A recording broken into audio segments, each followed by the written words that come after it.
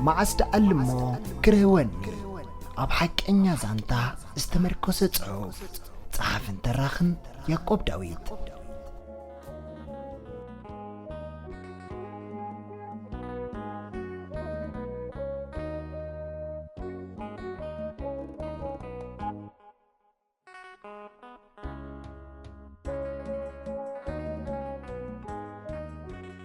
سلام كما يكنكم زغبركم سمعتي أبز حلفه مبل 10 تخفال زانتا معزد على مكرووني الوام انهم من عبنايتهم وتهدرات نجي كعللو كم زحدرو نهم اوشتو زنبر حلفو بخفيل كم زعللا عمود داتا معزتو حقيقو ليتي سلا زنبر كم استشغلو تعزيمنا نيرنا مبل 10 تخفال انتي حزلنا يهلو اسكي بحساب كينا نكتاتل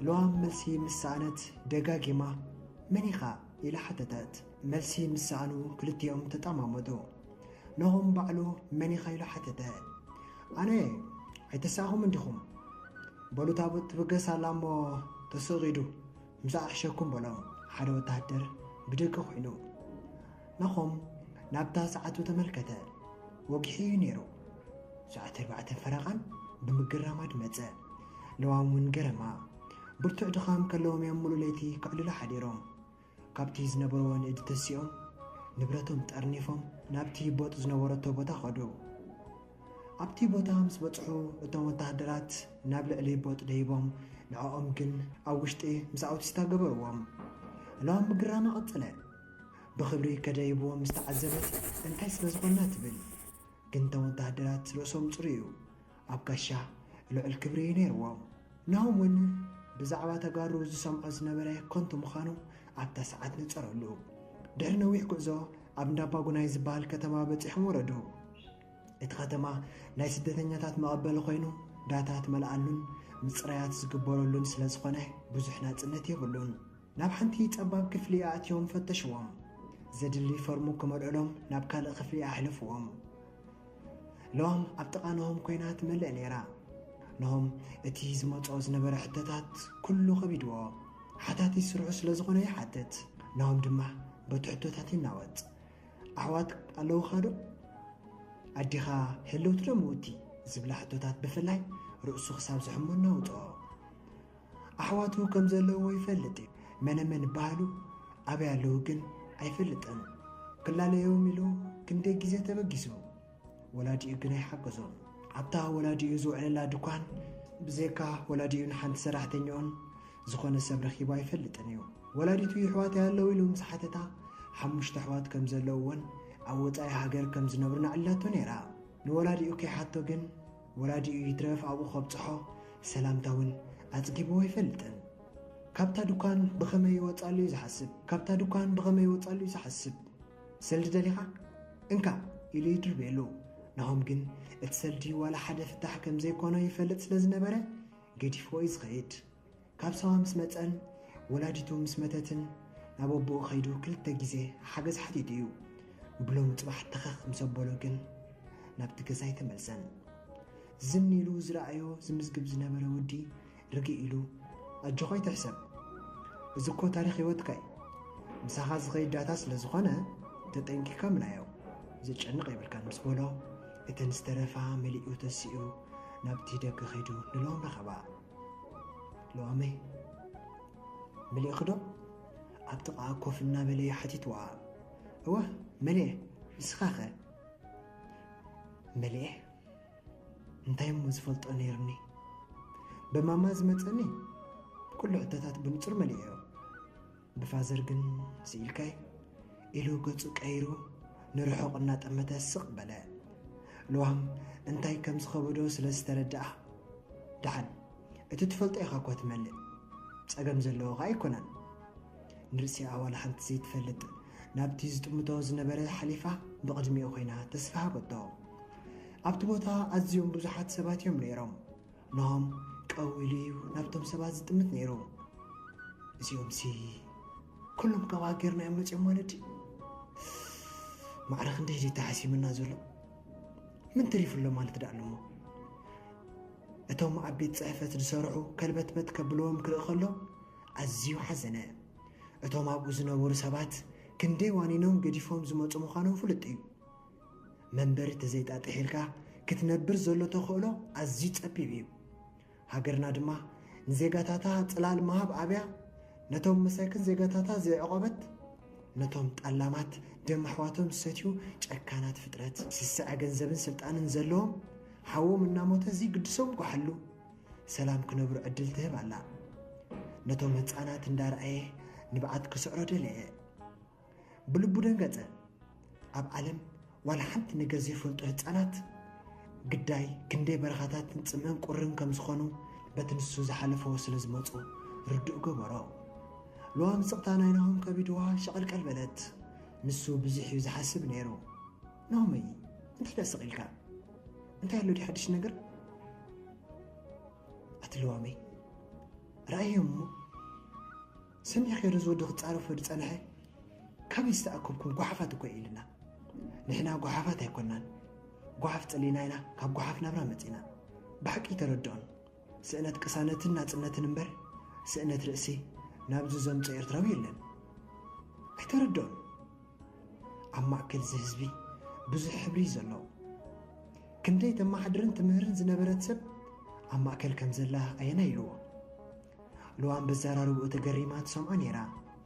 ኩሉ ዝብሎ ሓቂ ንሳ እንታይ መሲላና ነብሳ ሪኣ እቶም ዘይምስል መሲሎም ዝነበሩ ብፆታ እውን ከምኣ ኣብ ሓደ እዋን ኣዝዮም ጽቡቕ ዝነበሩ ምዃኖም ተረድኣ። ግዜ ግን ማዕረ ክንደይ ከም ዝቕይራ ዝተውዓለት። ትማሊ ካልእ ዝነበሩ መንእሰያት ናብ ውርደትን ሓሳርን ክኣትዉ ትዕዘብ ኣላ። ዳታ መሊኦም ምስ ወድኡ ተሰሪዖም ናብቲ መደቀሲ ክፍሊ ክኸዱ ተዳለዉ። ኣዋልድና ወዳትን ተፈልዩ ዝብል ዘረባ ምስ ሰምዐት ኣዝያ ሰንበለት። ናሆመይ ክንፈላለ ዲና ዓይና ንብዓት ቆፅራ ተዳለዋ። ናሆም ካብ ዝነበሮ ተስዩ ንሓና ጅኺ ጥቓጥቓይ ዝኸውን ግድን ይምበርካ ብሓንሰብ እሞ ክገብሩና ይክእሉን እዮም። ሓቂፉ ሰዓማ ንሳ ናብተን ኣዋልድ ክትከይድ ንሱ ድማ ናብተን ኣወዳት ክኸይድ ምዃኑ ነጊሩ ንሱ ንድሕሪት ንሳ ንድሕሪት እናተጓዓዙ ገጽ ንገጽ እናተጣመሙ ተፈላለዩ።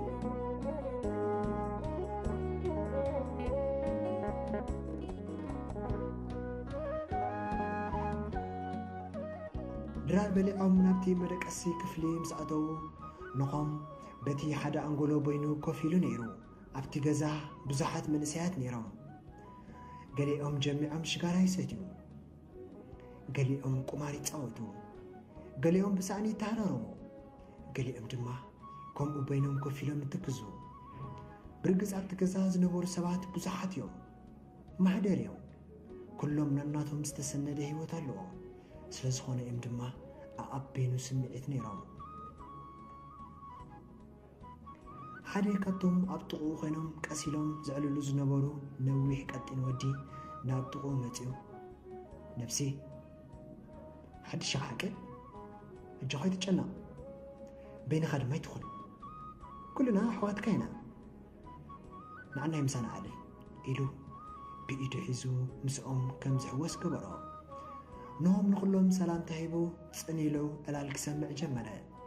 እቲ ሓደ ክዕልል ዝጸንሐ ንእሽተይ መሊኡ ዕላሉ ወድአ። ኣብ ጥቕኡ ዝነበረ ኣብ ከባቢ 50 ዓመት ዝርከብ በረሕ ሰብኣይ ዕላል ጀመረ። እንታይ ድመሲልኩም ዞም ኣሕዋተይ እዚ ክትብሎ ጸናሕኹም ኩሉ ሓቂ። ንሕና ኤርትራውያን 400 ዓመት ኣብ መግዛእቲ ነይርና። ናጽነት መጽአልና ሓጎስና ጽንቢልና። እታ ዝመጸት ናጽነት እንተስ ብሰብ እንተስ ብኣምላኽ ቀስ ብቐስ ሓሲሳ ሃገርና ናጽነትኪ ኣምፂና እናበልናያ ኣሽሓጀጋኑ 30 ዓመት ኣብ መከራ ጸሚዳ ለይለይ መንእሰይ ወሲዳ ኪኣኽላ እቶም ዝተሰውኡ ጀጋኑ ዝገደፍዎም ሓድጊ እውን ኣብ ከርሲ ናጽነት መንጢላ ተገዳለየ ደም ኣሽሓት ኣሕዋተይ ቀቢረ ዕድለኛ ኮይነ መቕሊል ካብ 4 ኣሕዋተይ ንስድራይ ተመሊሰዮም ክምርዖ ክወልድ ከይበልኩ ንህንጸትን ምክልኻልን ሃገር ዕድመይን ንእስነተይን ወፌ። እቲ ሰብኣይ ብስምዒት ይዛረብ ስለ ዝነበረ ንንሆም ሓዊስካ ኩሎም ተመሲጦም ሰምዕዎ ነይሮም። ኣብ ወራራት እውን ዘይተተንከፋ ዝነበራ ክፍለ ኣካለይ ተሓሪሰን እቲ ምንታይሲ ሕድር ብለኒ ሕድርቶም ኣብ ጎነይ ኮይኖም ደሞም ዝኸዓው ዓፅሞም ንሃገሮም ዘወፉ ይጅጋሉ ድሕሪ ሳልሳይ ወራር ግን ጸላእቲ ገይረ እንታይ ገይረ ኣይፈልጥን ታሲረ ናብ ጉድጓድ ኣቴ ኣቱም ሰባት ከም ሰብ ከማን ምንባር ዘይሰሳዕኹ ከም ሰብ ከማን ውላድ ዘይባሃኩ ሃገረ የኮዘን ነይረ ኣነ እሰር ኣነ ቅጥቃጥ እንታይ ይኸ ገይረ ብልክዕ ሓቂ ይዛረብ ነይረ መንእሰያት ክሳቀዩ ክርኢ ከለኹ ስለምንታይ ይብል ነይረ እሞ ትጋገዩ ኣለኹም ስለ ዝበልኩስ ከም እንስሳ ይቕጥቀጥ ከም ኣራዊት ትሕቲ መሬት ይሰፍር እዞም ከዳዓት መን እዮም ደም ኣሕዋቶም ክሒዶም ሓድሽ ደም ከም ዝፈስስ ዝገብሩ ዘለዉ ኸ መን እዮም መንእሰይ ድራር ዓሳ ከም ዝኸውን ዝገብሩ ዘለዉ ኸ መን እዮም ያ ጃምዓ እዚ ሕቶታት ክንምልሱ ኣለና 11 ዓመት ዝሓተኒ መን ኢኻ ዘይብለኒ እቶም መቕሊል ረኺብና ኢሎም ዝተሓጐሱ ወለደይ ውላደይን ዓስቦምን ከይረኸቡ ከይረኣዩኒ ኣብ ትሕቲ መሬት ጸኒሐ ድሕሪ 11 ዓመት ካብ እስር ቤት ውፃእ ኢሎምኒ እንታይ ገይረ ተበልኩ ዝምልሰለይ ሰብ ኣይነበረን ወይ ተመለስ ወይ ውፃእ ኢሎምኒ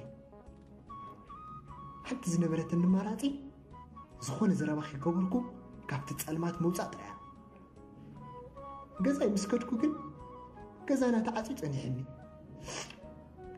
ወለደይ ኣይጸንሑኒ ከመይ ገይሮም እሞ ክጸንሑኒ ክትመውቕ ኢኻ ኮ ትወልድ መስለኒ ቆሪሮም መሳኪን ሓንቲ መዓልቲ ከይተሓጐሱ ሚእቶም 4 ደቆም ንበረኻ ወፍዮም ከይኣኽሎም ናተይ ምስ ተደረቦም ቆሪሮም ኣነ ድማ ቆሪረ ብጭንቀት ዓቕለይ ምስ ፀበበኒ ናብዚ መፀ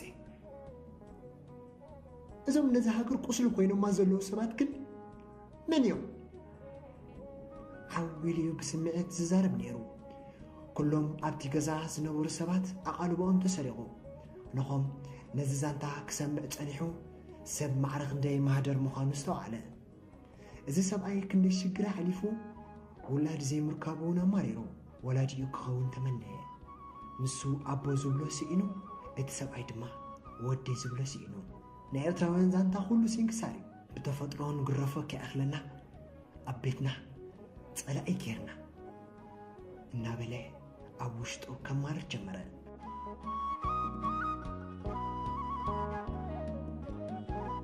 كرات سمعتي مبل 13 كفال زانتا مع استعلى مكرواني أبزي تزازم مبل 14 كفال سنبتنا مشد كتقربلنا أبزا تكاتات الوازل لكم مبل 13 كفال بتي حزلا نتي إرتراوان زحلفناين نحلف زلنا مرير هيوت بخفيل تزنتو زانتا مع استعلى مكرواني زلكم حساباتي خون ريتو ويون نغفتا بقول تسنت أب كومنت ويون أب إنبوكس كتصحف لي بخبر أدم سنايكنا